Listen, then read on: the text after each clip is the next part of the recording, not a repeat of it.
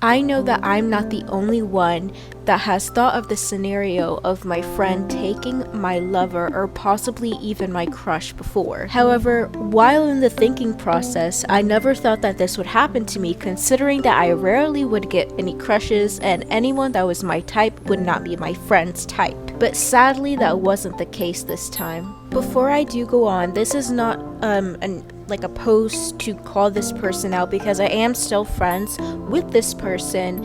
As for the guy I had a crush on, me and him no longer communicate because long ago I did block him, but that's a whole different thing that I'll be talking about later, but that's probably going to be at the very end of the video. Long story short, please don't hate on anyone in this video. Now let me go ahead and introduce two people. Number one, we have my friend, which I'm going to call her Sarah, and the guy, which I'm going to call Ethan. One day, me and my friend Sarah were hanging out at her house in wintertime, I think near Christmas, before we had, a small celebration at her house. I ended up seeing her talking to a guy with long hair, and at the time that was my type. So I asked her if I could start talking to him just to see if I could, maybe pursue a relationship, because for the last 7 or so years I have been single and I was kind of getting desperate, which is embarrassing to admit in full honesty. After asking, she actually gave me Ethan's Instagram and we ended up texting on there and also Discord, and we did call 2 times and it was all cool and stuff like that. But something else that I noticed is that me and Ethan's personalities were way too similar, like scarcely similar, like overthinking, apologizing to see if we did anything wrong. So even if the situation did not happen, then we wouldn't have worked out in the first place. Now, with that being said, I'm just gonna cut to the chase and go to one of the most recent conversations with me and Sarah about, my crush. So, I'm really bored. Again, thank you so much for calling, but do you have any idea of what we could talk about? You know what? How about we do a thing where it's what's the line when you have friends? So basically, what would you cut them off for? Oh, okay, yeah, that seems good. I have a few ideas of, what I think already. Little did I know she was asking me this question because of what will be revealed later in the video, which I think you guys already know what it is. And also, previous to this, she was telling me a story about how she dated a guy for a week in the summer, but it was just the right person, wrong time type of thing.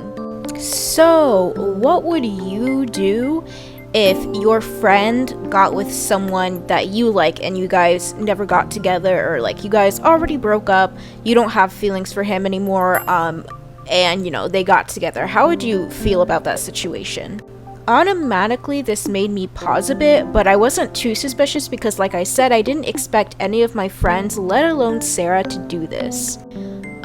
I think that I would be a bit upset, but even with that, I would still be their friend depending on the context and stuff like that. Oh, okay, yeah, that makes sense.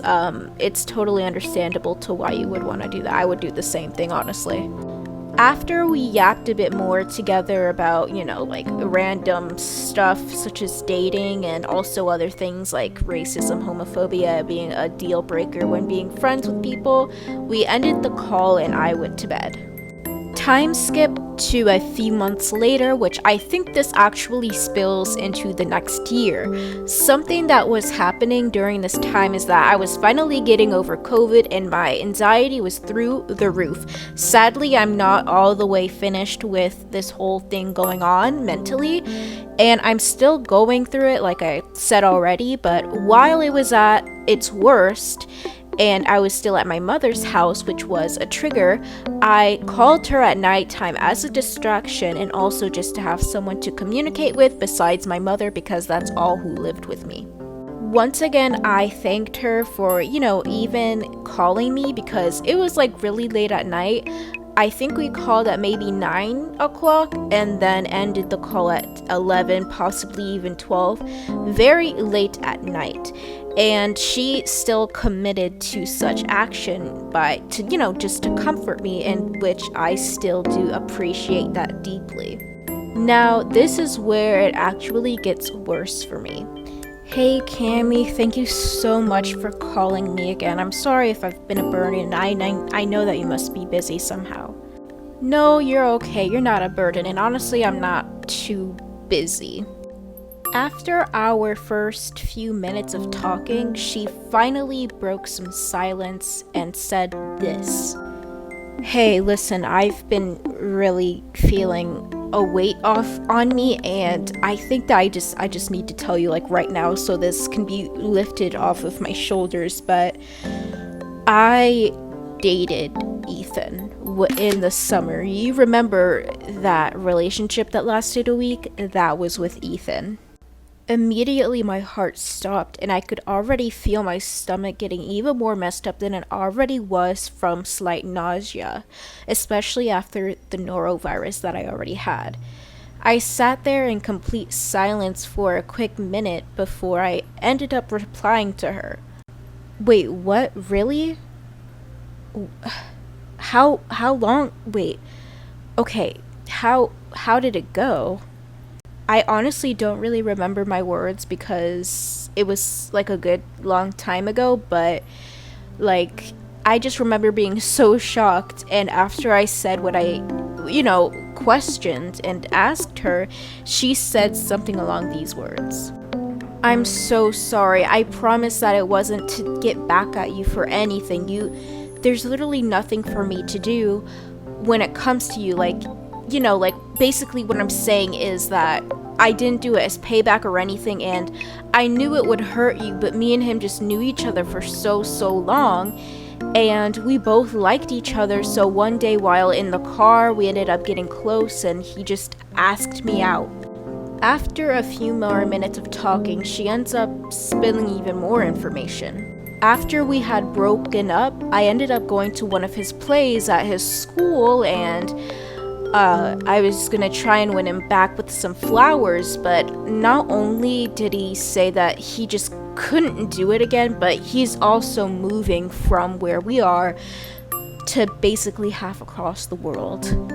Now, I know that I'm gonna sound like a big asshole for this, but when I heard that he was moving, I was thrived, especially when I heard that he rejected her, because it was kind of adding some sort of happiness to my sorrow about my best friend, who I was always envious towards because of her beauty and her, courageousness to talk to boys and try to get into a relationship with them, and I was the exact opposite.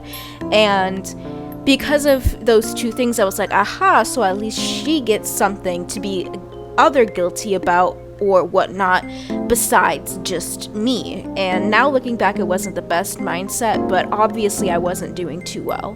After a few minutes of all of that, I ended up getting more and more nauseous, so hey, I'm feeling really sick. I'm just gonna go, okay? I'll talk to you another day.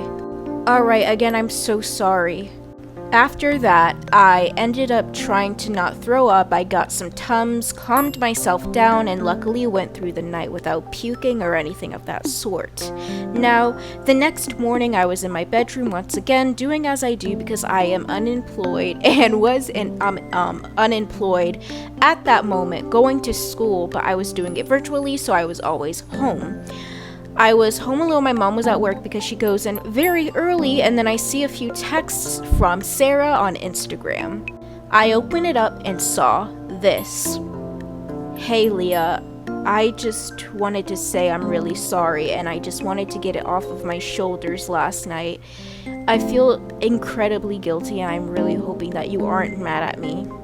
After a few texts, we ended up making up, and well, now she has a healthy relationship with someone else. And I'm not gonna lie, I was envious at first because, like I said, she's very pretty and she is very confident as well when it comes to pursuing relationships romantically with boys. However, even with my jealousy, I am proud of her, and I'm just hoping that it does not affect our friendship.